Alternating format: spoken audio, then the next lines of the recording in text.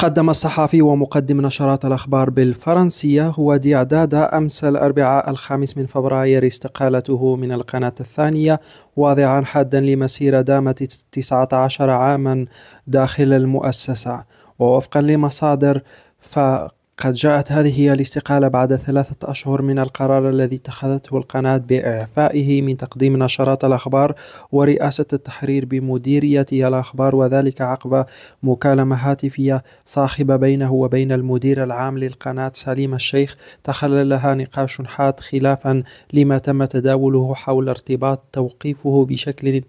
بتشكيل تنسيقية نقابية داخل القناة. المصادر ذاتها كشفت أن عملية إسقاط دادا لم تكن وليدة اللحظة، بل بدأت منذ فترة بعدما طالب إلى جانب 3 من زملائه في هيئة التحرير بحقهم الطبيعي في تولي المناصب، خاصة مع بلوغ مدير الأخبار حميد ساعدني ونائبته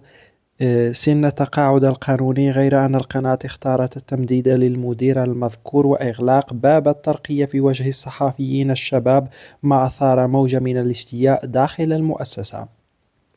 وأشارت المصادر إلى أن وديع دادا وزملائه الثلاثة تعرضوا لمضايقات متكررة من طرف المدير الممدد له.